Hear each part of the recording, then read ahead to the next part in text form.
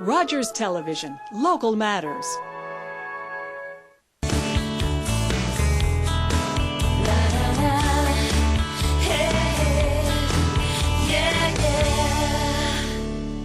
Back to daytime. Well, it was supposed to be the vacation of a lifetime, and it turned into a nightmare for a Waterloo couple who were down in New Orleans and experienced Hurricane Katrina.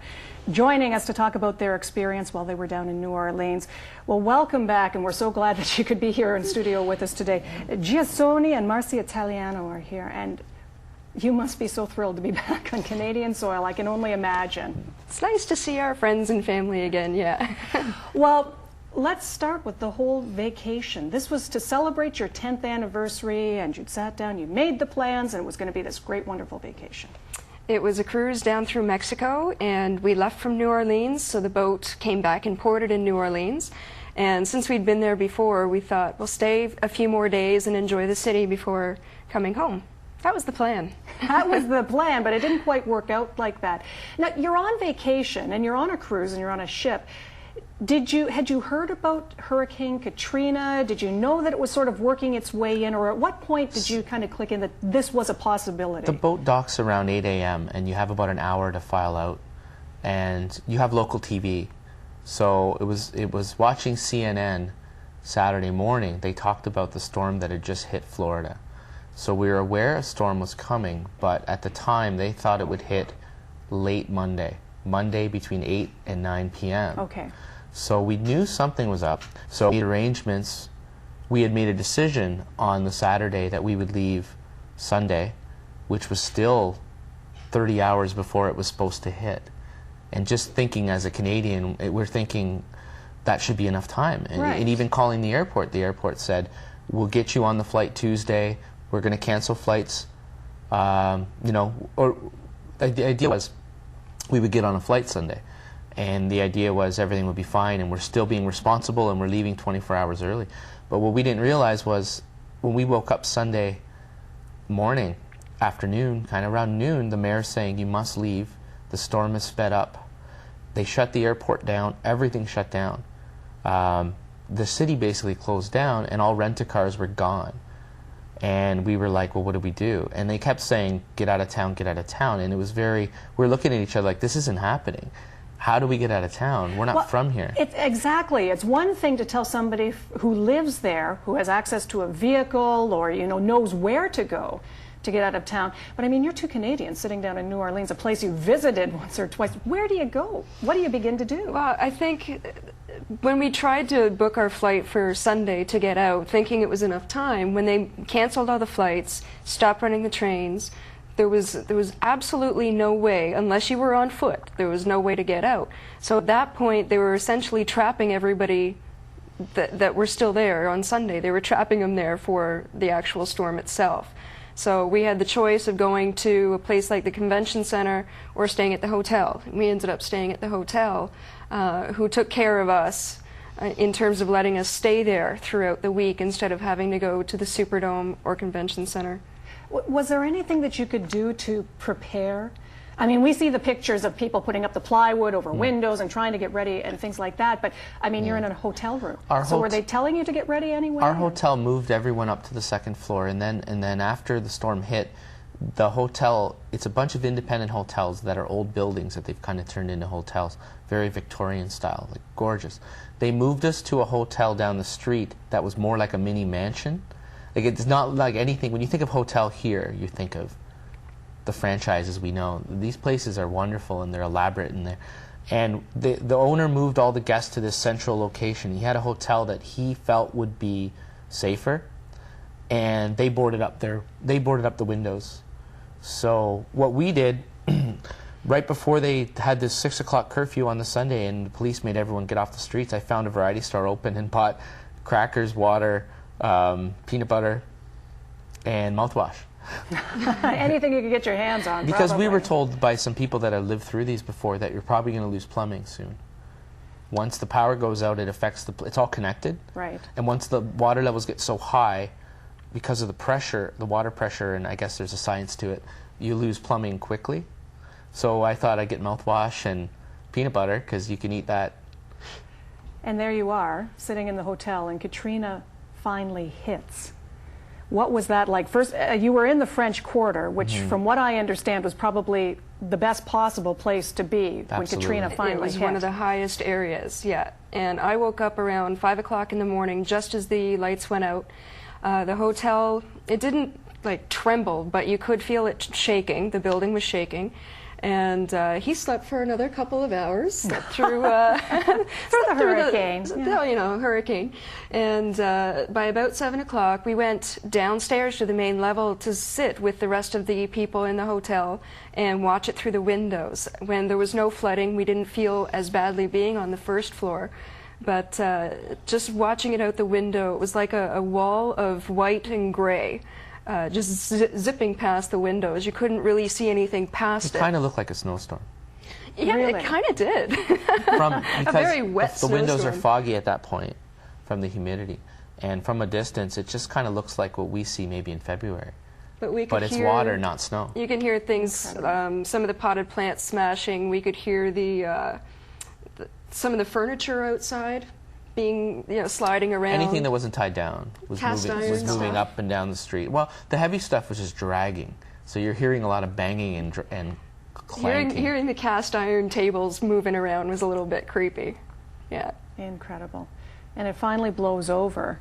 And did you think once the hurricane was finally done, okay, that's it, now we can get out, now we can go home, and it's all over? Everybody did. Yep. Everyone thought, okay, so it's Monday. The eye of the storm did not hit New Orleans. It veered east, which was good news for New Orleans itself.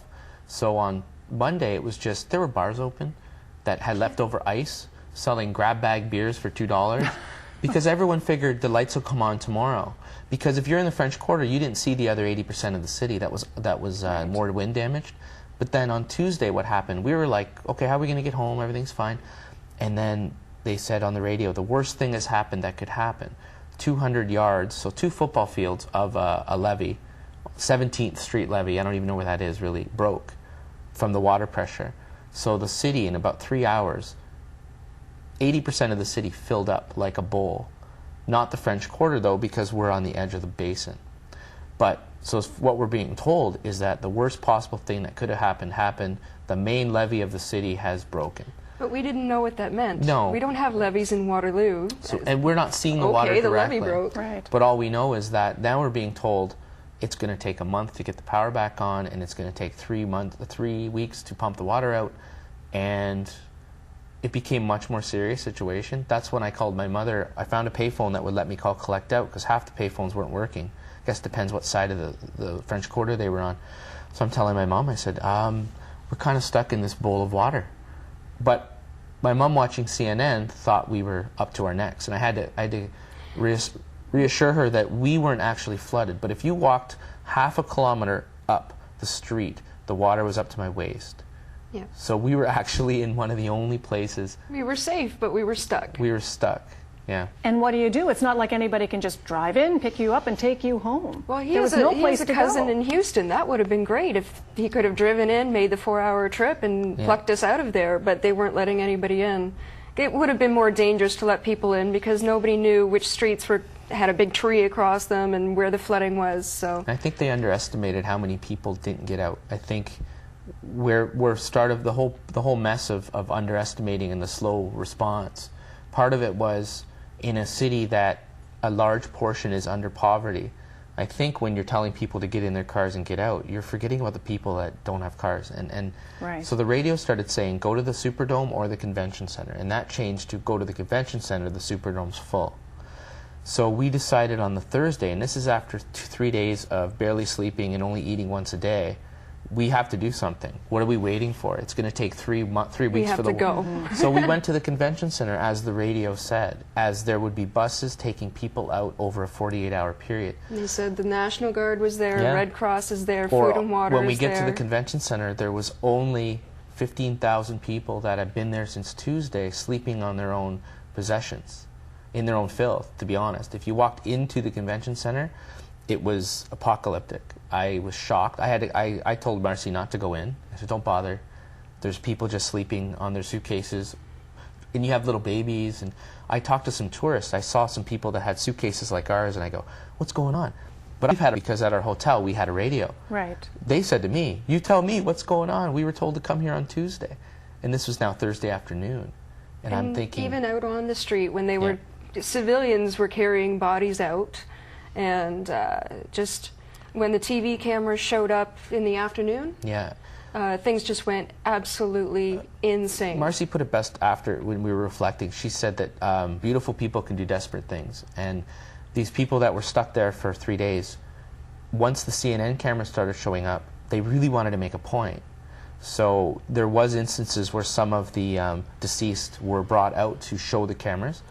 But that starts a chain reaction because you have all these families with little kids that start screaming and fainting, and that's kind of started a chain of looting.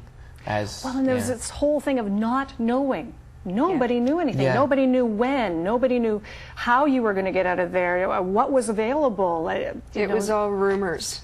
And with the people in our hotel, including G, they would send out a couple of people at a time, find out what's happening, because we could only trust each other. Morning trips to find out news in pairs, looking for any restaurants that were still selling off their food, because some restaurants that had a gas stove were frying up whatever they had left in their freezers and selling them at a discount. Incredible. So, if somebody had told me this was happening in, maybe Bangladesh or someplace like that, I would find it more believable. I would say, oh, I can understand it. You can understand how the communication wasn't there and the help wasn't getting there and things. But this was the United States of America. This was New Orleans. And the assumption I think most people had was, oh, it'll be cleaned up in a couple of days, and you go on. That's what we thought too. The frustration, because you keep your cool. If we weren't watching CNN, so we were a little bit isolated. So our parents were freaking out more than us at the first 2 days. I think what happened by the Thursday is we looked at each other. The moment where we looked at each other and thought this might not have a happy ending was when the military helicopters that finally showed up around 3 o'clock Thursday tried to land with food and water.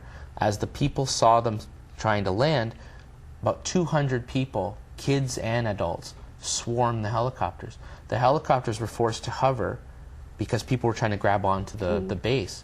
So they started dropping the water from 20 feet. Half of the water they dropped spilled. I went around collecting water. Me and a bunch of other people from our hotel tried to collect water that was half spilled and distribute it.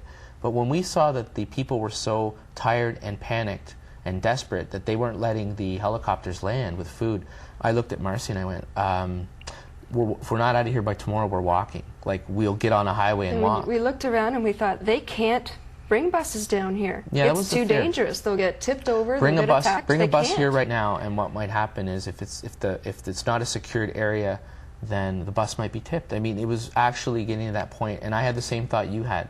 This isn't 1482. Like, I couldn't fathom that things weren't moving quicker. Like, we're trapped in a city that's a modern city. Like, it was starting to frustrate me. I was trying to keep my cool, but I was getting really frustrated because I felt trapped, and it seemed ridiculous. And you start to understand how other people there who, under any other given circumstance would have been wonderful people, suddenly turn and these things happen. How did you finally get home? Oh, my goodness. How did you get home? We heard another rumor that if you went down to the Superdome, you could get on a list that would guarantee you on a bus on your way out. We got almost to the Superdome. These guys had to carry the suitcases knee-high water at that point. Kind of portaging. Yeah. We met up, we saw the National Guard there, we saw the buses there, so I went ahead with a few other people in almost waist-high water to get around the Superdome. There was no list. There was, well, you've seen it on the news, thousands of people lined up to get into the Superdome to get through all that and then to get out. At this point, they had emptied about 15,000 people because at this point the Astrodome was full. Right. The funny thing was, we walk a kilometer up the road from the convention center, and literally there were 80 empty buses waiting, idling. And people are so isolated. It was almost like a different world. There's the buses. I think this is where we need to be, we kind of said.